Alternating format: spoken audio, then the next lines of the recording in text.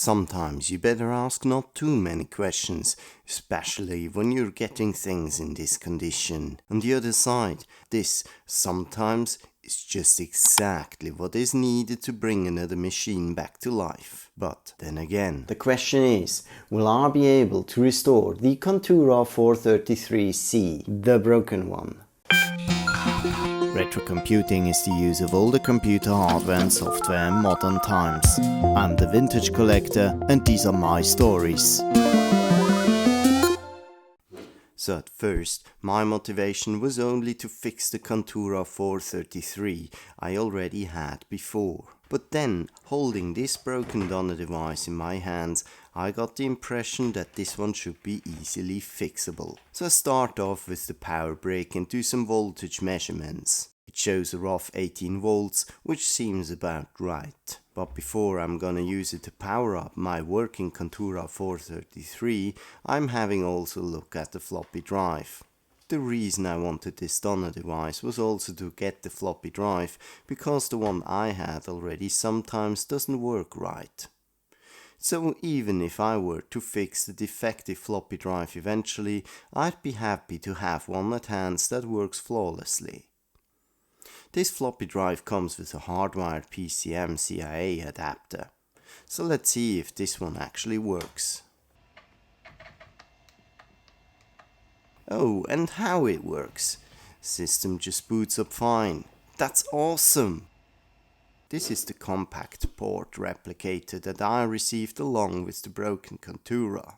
It provides for mouse and keyboard and VGA breakout interfaces. But when shaking it a little bit, I hear this clickering, so there seems to be some broken off parts inside. Luckily, this enclosure seems to be only held by screws and is not glued. That's perfect for fixing. And here is the little bugger. Part of the screw housing is shattered. So I'll glue it back together. In the first step I use some contact glue to affixate it. Then I'm using the soldering iron to weld the plastic. I'm carving in some grooves, which I'm then filling in with the 2 compound granules where the breakage areas needs reinforcement. The 2-component glue in the end will cause a chemical reaction which will stick everything together. This will become solid as steel within seconds, so I can then reassemble it right away. So much so for a small fix. Let's then have a look at the laptop itself. Before I'm diving into extensive repairs, I'll simply hook it up to the power brick and see if it still turns on. Well, I seem to be lucky. The drive is spinning up. I also hear some beeps, which is probably related to the disconnected display. I'll check that again in a minute. But here's the battery first, which, to no surprise, doesn't hold any charge. Then I'm going further into dismantling the laptop.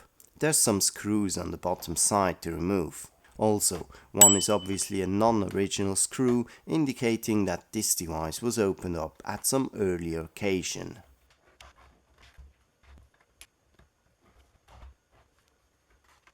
And once cracked open, I can unfasten the keyboard, which is held by 3 additional screws.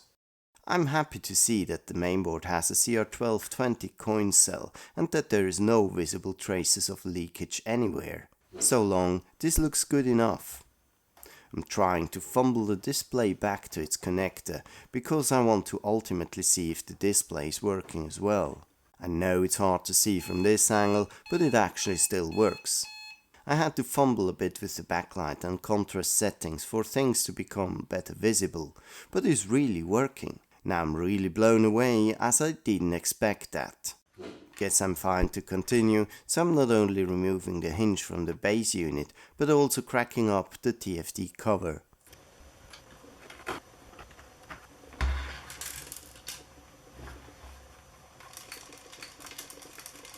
I do hear some rattling inside already, so also here there must be some broken off parts. And here they are, again something to glue back together. As far as the hinge is concerned, there are two issues here. For one, it doesn't move at all, and secondly, there's clearly a part which is broken off as well. But first, I'm soaking this hinge in WD-40 for a while. Meanwhile, I'm gonna take care for the plastic breakages, which I'm about to fix the same way as I did for the port replicator before. And after having the hinge soaked in WD-40 for a night and later applying some lubricant, it finally moves again. Since the upper part is broken off, I won't be able to fully secure it, as I can only use one screw. So what I'm about to do is to glue it to the backside panel of the display lid. I totally couldn't figure out any proper spare part, and I think in this case a 3D printed part won't be the right thing due to the mechanical stress. So gluing it with a 2-component glue it is. Then after, I'm reassembling the display enclosure so I can reconnect the display to the mainboard in the base unit. Then I'm fixating the keyboard and closing the base unit's enclosure again. On the first power up, I tried to press F10. If the COMPAQ diagnostics were installed on the hard drive, this would bring up the configuration menu. And it actually does. So I'm storing the new CMOS configuration, which should now be properly persisted, as I had replaced the CR2012 coin cell before. And since my other Contura Aero 433 is complaining as well, I make the small detour into replacing its CMOS battery as well. And this concludes my repair of this. No, that's the wrong direction. This one.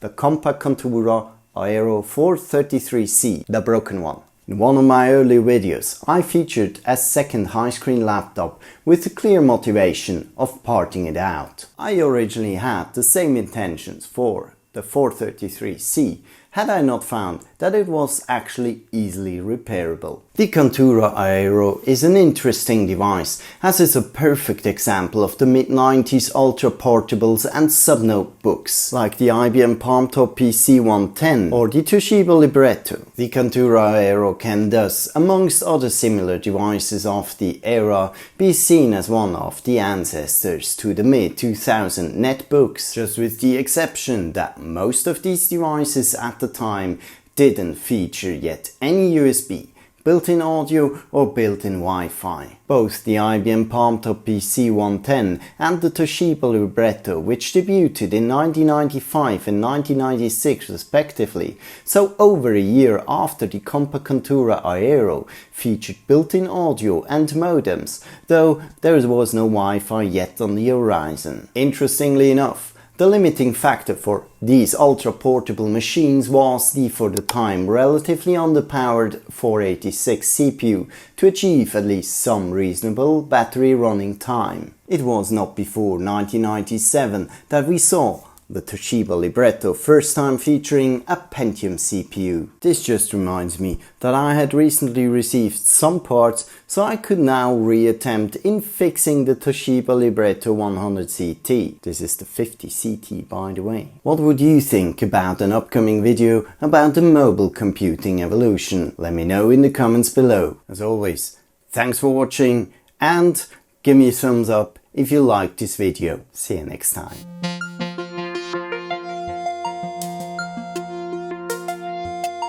You're about to see some potential upcoming topics for future videos right now.